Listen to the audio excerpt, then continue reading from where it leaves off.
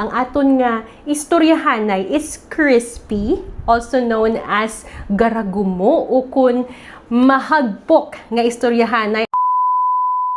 Siyaanay ang aton gisahon. Hindi ko sure if I'm ready for this.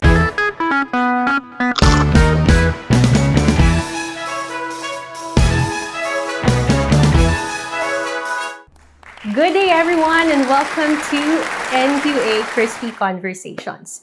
So this is our primer episode, and for this particular podcast or talk show, our goal is to contribute to meaningful content in social media, and I will be inviting good friends and I believe the human side of each particular hero in that friend or in that colleague or in that homegrown talent from Bacolod onwards should have a spotlight here. So, this will be a Taglish Ilonggo platform. Kag ang aton nga istoryahanay is crispy, also known as garagumo o kun mahagpok nga istoryahanay or question and answer here at NQA Crispy Conversations. And in order to start the ball rolling, unahan ko syempre kay basi bala mahambal nga mayo lang kaya attorney kay nagapamangkot kaya questions. So, mas mayo man nga for our first episode, I will be answering some of the questions submitted to us by the VIPs sang aton kabuhi. So, I asked questions from my friends, from family members, ano ay ang mga personal questions nga gusto nyo sabton ko. So, ari na ang aton mahiwagang glass bowl. So actually, we got this idea from other podcasts man, kag kanami, because it gives a certain authenticity to the program, kag para at least si host, may ara man sang a little Q&A, kay para before niya isalang ang iba niya nga guest, siyaanay ang aton gisahon. Okay, so hindi ko sure if I'm ready for this. Without further ado, let's start. So, mahiwagang fishbowl or candy container. Sige. Our first question is, sige, do ginakulbaan man taniman. Okay.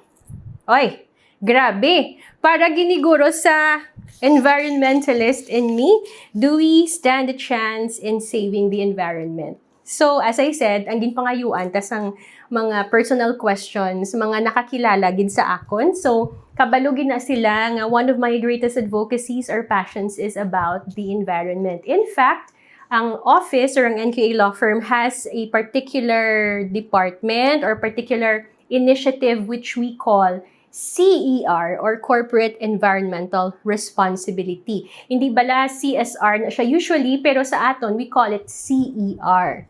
So yes, with a big resounding yes, I believe that we stand a chance in saving the environment. We know, kag kabaluman ta nga kadamo man sang nagahambal nga may taning nagidang aton nga environment. That's why so many people want to look at space exploration, kaya ba nila kuno irreversible na ang effects ng climate change, global warming kagtanan. Pero I still believe that we stand a chance in saving our environment, especially if maibuligay lang kita. So, there are actually podcasts or initiatives which we can watch. No, you can search it in the internet. Nga naga-explain man dira nga there is still a chance sa pag-save sini sang aton nga climate change issues and environmental conservation and preservation issues. Sige!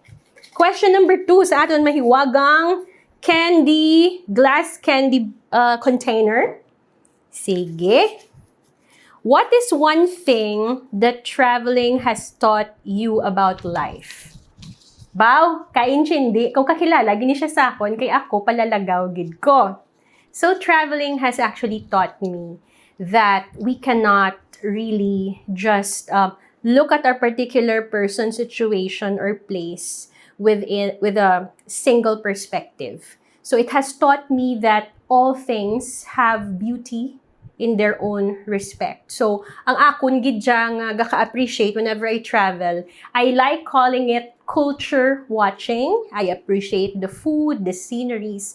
Kagang importante gid when you're traveling, dapat may ara ka respect sa mga culture kag sa mga tao kung diin ka man gid. And of course, you have to prepare before you travel. Dapat ma-research ka man anong mga do's and don'ts sa amuna nga lugar. So, traveling has taught me that it is okay to take a pause from our daily routine. And for so many times, it has made me realize nga after that particular vacation, I come back renewed and rejuvenated and with more zest for life and energy sa akon obra mag-resume ko to work. So, traveling is essential, kag it is really a gift. And when you get the chance, please do see this beautiful world. Okay? Baw may ara, pagidiri ho, sang follow-up question. So, yes, how have those experiences changed your perspective? It has widened my perspective. And makita taman nga ka nami sang other places compared to the Philippines. But it has never made me lose my hope nga eventually makakatch up man ang Philippines in terms of modernization and in terms of beautiful places and beautiful respect for environment. Siyempre, ang Pilipinas subong damo problema, but I believe that kadamo man sang mga advocates for making this place tourist-friendly and a place nga pwede taman ipagmalaki sa mga lain-lain nga tao sa kalibutan. No? Sige. Next question. Ito kadamo, ginihaw. Sige. Ang next interview question ta, aba, very deep. Kakilala man ni siya ang namangkot sa akon kay, trust is a very big word. Can we still continue trusting people?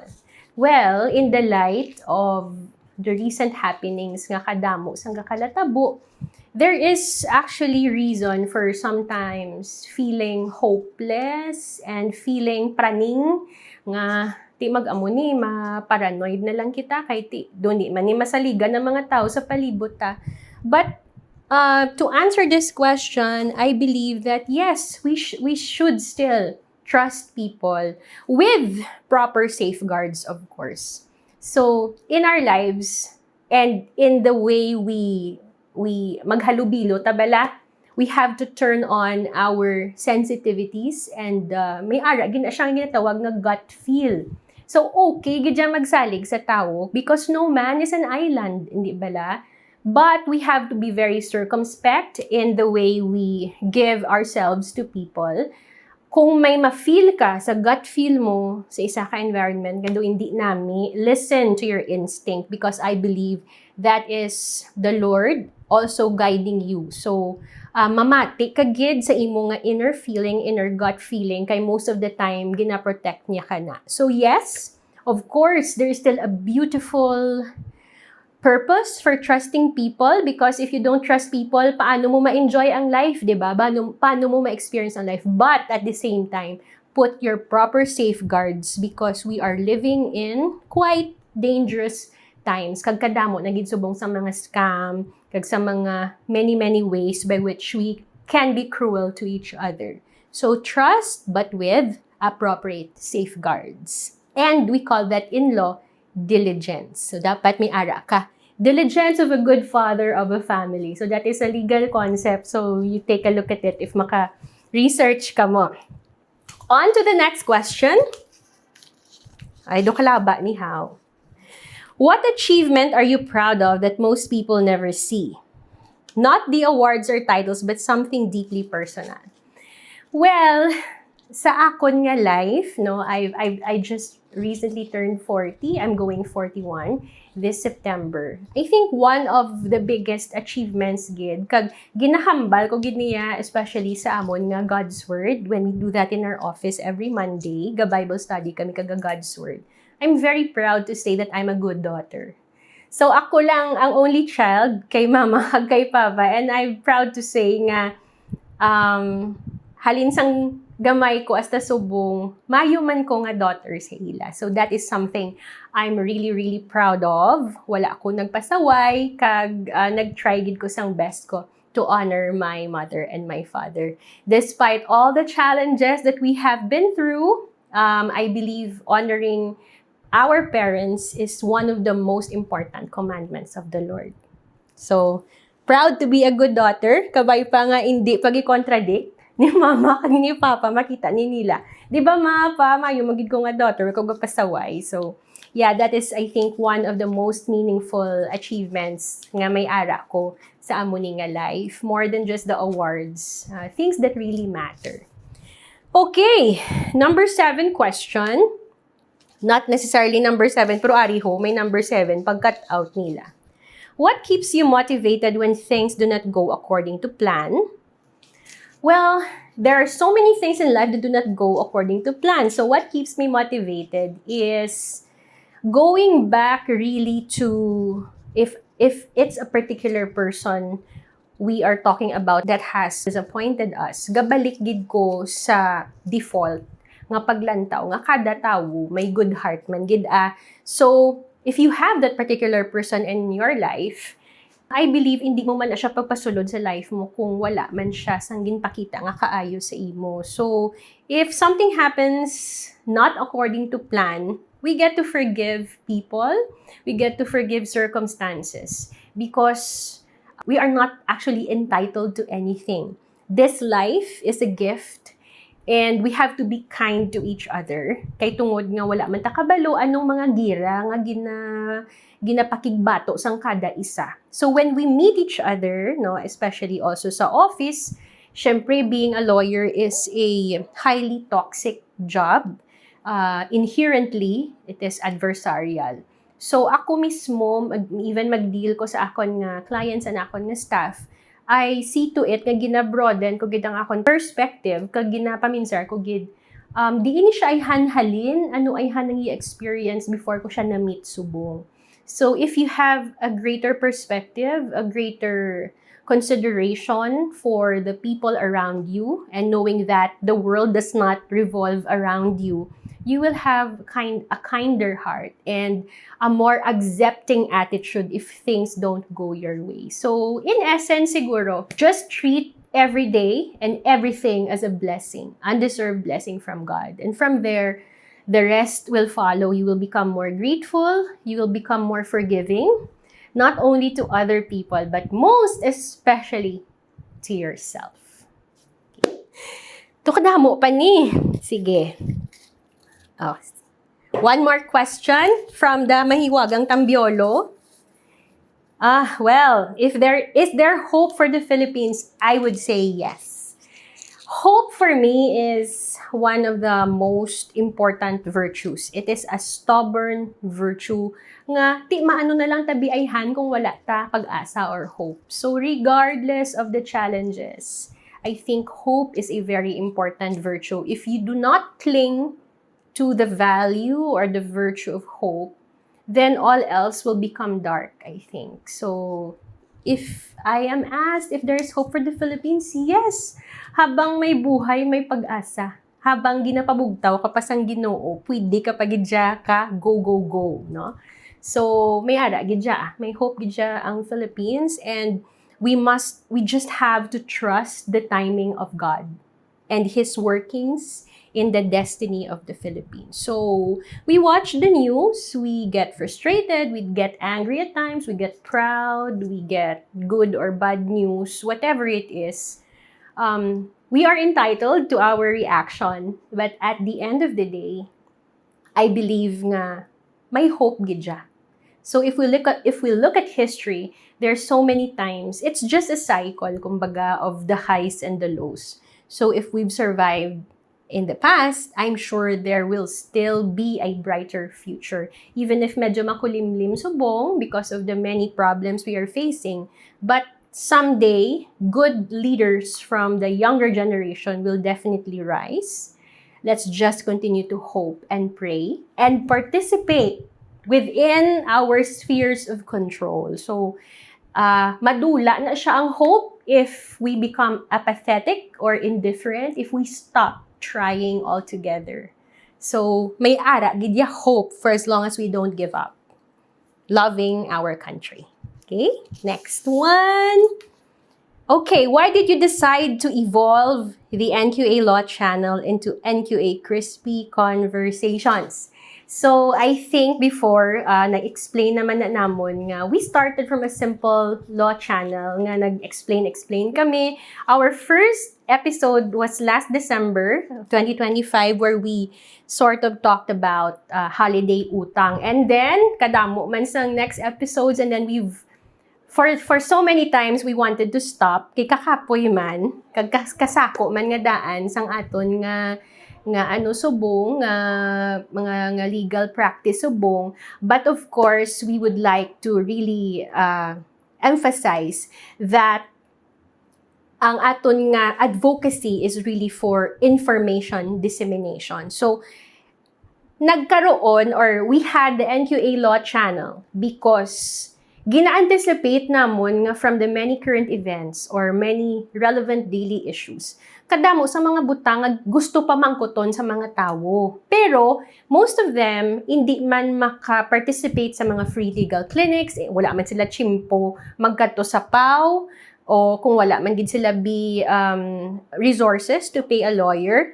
At the same time, kamahal, no? Magpakonsulta sa abogado. So the goal of NQA Law Channel was really to anticipate frequently asked questions. So as our tagline is, relevant information for your daily protection. So tiamo na siya. So we have been uploading reels or legal explainers for once a week.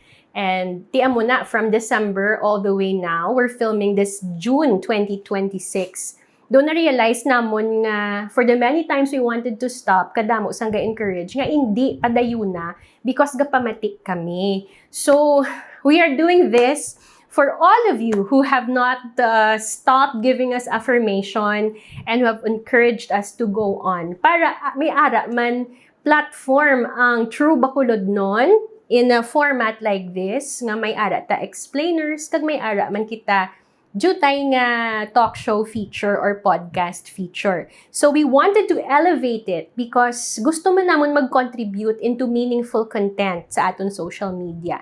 Something makapaalam, maka-inspire, and at the same time, something man nga makapakadlaw, makapakita sang human side of professionals, and to make actually a lot of people realize, ngay hala, sa Bacolod, gali ka damo-damo, diri sang mga inspirational leaders and people that we just happen to pass by. So we believe that every person has a beautiful story to tell, and this is actually a platform for us to share the inspiration and to get inspired together. So hindi ko na siya ma-mix sa explaining the law or the legal explainers side.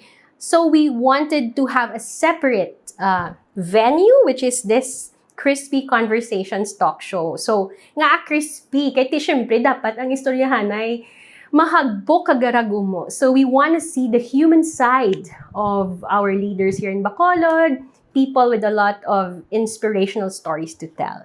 We want to help and become a venue by which we can share inspiration, because if those stories are left not shared, tikanugon lang.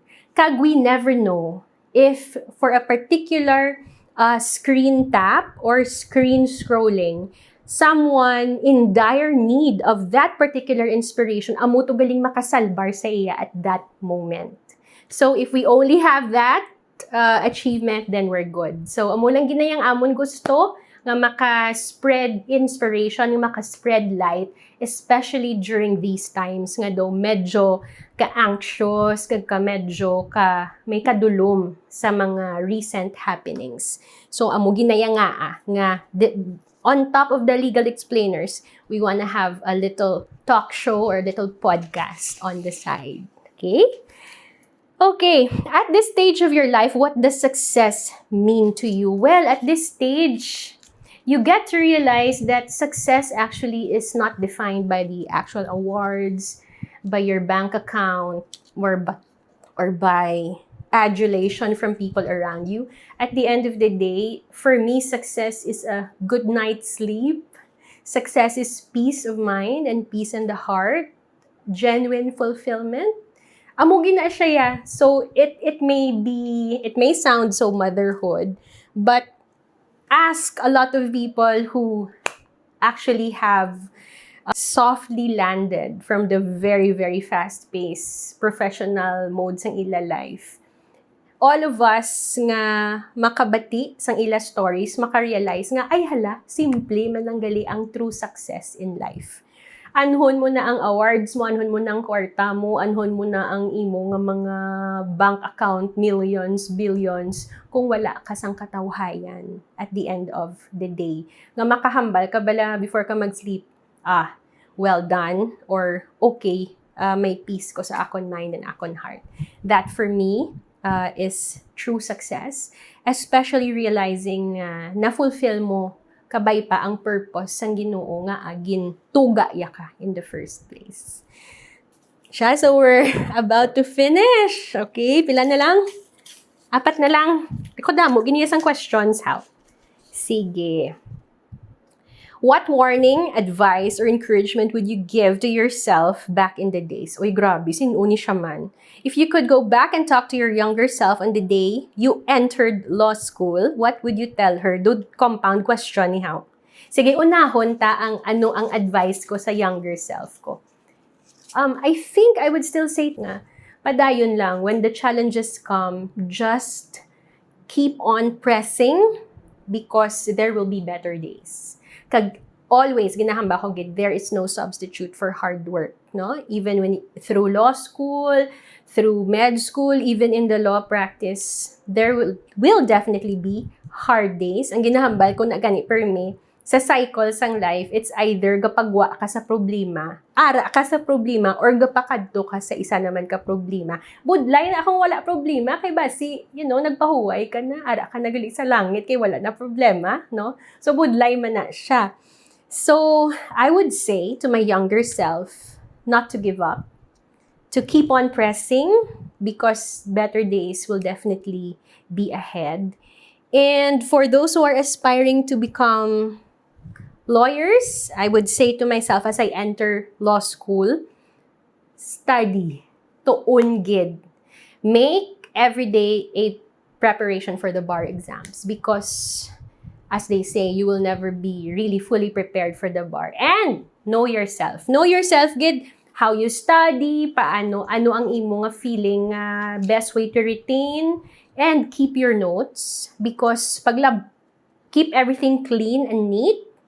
Maglabot na sa 4th year, mag-graduate ka, mag-bar review, balikan mo na sila Japon tanan when you take the bar exam. So if everything is neat and organized, also applies in other aspects in life, medyo mahapos-hapos na. So kumbaga, do something today that your future self will thank you for. So, na siya. Okay, I think we're down to the last questions. What is the biggest misconception people have about you? Ay, kung kabalo. I don't know. What's the misconception? I think by now, some people would look at me and say nga, ay hala, si Attorney Nea, do ka ano malang na nga lawyer, do hindi na siya siling gapangagat. Kumbaga, she can't be really a tigress in court. Pero, that's why the branding stays preventive because I don't want to practice law na hindi naman ako. But, with that conception of me nga kind kuya in court, I'm not necessarily adversarial. But behind the scenes, the preparation is very, very, very stringent and strict. So, the same passion is given to each client's cause. Whether it appears nga we are pro-settlement or not, ang preparasyon para sa kausas ang kliyente, ara gid. So, tigress or lioness or not, the dedication is as intense as it can be. Okay, last 3. What moment in your life made you decide that law was the path for you? Honestly, I wanted to be a doctor. In fact, biology, gidya ang ako nga undergrad. But at the end of it all, naghambal ang akon nga father sa akon nga tilawi lang mag-law school kay kagasto mag-medicine, amo na bala. So, medyo budlayan kami kung mag-med gid ko. Kaghambal niya, being the unika iha, being the only child, mas mahimo siya if mag-abogad ako kesa naman mag-doctor ko. Kay ako lang isa, and then basi bala wala may ma-protect sa akon. So, I can protect myself. So, muna, I followed my father's advice and I enrolled in law school. Of course, I thank the University of St. LaSalle College of Law for the scholarship. Naginhatag sa akon. Naging transfer from College of Medicine to College of Law. All thanks to LaSalle gid kay ang scholarship na transfer despite the fact na for medicine to siya tani, no? So, na-realize ko nga, ay hala, nang okay, mangali kumbaga bala, all's well that ends well. Kag I believe I'm not really physiologically capable to become a doctor. Kay jutay lang yung nga pulaw, masakit gid kuya. So, I'm happy that I am already a lawyer, that I became a lawyer instead of becoming a doctor. And as in anything, I respect God's plan in my life. So, plot twist here and there, pero all's well that ends well. And everything works together for our good gid. Mugid na siya. Okay, who is Nea Kiachon when she's not a lawyer? Well, if I'm not a lawyer, usually hindi magid ko be the typical lawyer. Most of my practice is really on special projects. Tapos, I've always been invited to teach, but I didn't wanna sacrifice my time for yoga, for fitness. So, the beauty of private practice is that I'm able to define or to decide what I will do with my time for the day. And I don't want routine, so it's a beautiful blank page for the whole week as you set your schedules. So kung private practice, kaya ikaw makadecide sang schedule mo and you are not trapped or pegged inside a particular 8 to 5 job. So, but who am I outside of that? Well, as I said, I'm a daughter, I'm a colleague, I'm a mentor to my staff, the growing members of the NQA Law Firm family. And right now, aspiring content creator here in social media. Amo gina to really spread inspiration and awareness kag deliver man aton nga mga viewers and listeners magistoryahanay man may ara man bala pag-infinity. So we will try our best to communicate with you, especially for relevant information. Again, for daily protection naton. Okay, what has been your most difficult season personally or professionally, and what lesson from that season still guides you today? So last na siya, no? So, actually, in my life, though hindi man gid hapos as I think most of my friends and my colleagues know naman, my parents have been annulled. So, I think it's one of the most difficult seasons of my life. Sa pagbulagay, gid nila, no? Kag, of course, daily man sa law practice, may mga chances and opportunities gid nga and mga tragedies get along the way. And then the lesson that I learned from that is you can take a tragedy and make it beautiful and learn from it. You don't make it your prison. You don't allow it to define who you are. Because imo niya life, kag ikaw ya makadefine first and foremost, sino ka. Ikaw ma-accept sa lawas mo, scars and all, moles and all, kag ikaw ma-define ano lang ang gusto mo ipasudlon sa imo peace of mind para at least maka-give ka sang best mo every day. So, we should not be limited by the problems and tragedies we have experienced along the way. We should build upon that because those are actually training grounds para may ara pata i-polish sa self naton. So, it's really about perspective when we have tragedies and problems. And I believe I want to continue that that kind of mindset and perspective. Hasta sa pila pa ka tuig na i-allow ni Lord sa akon life.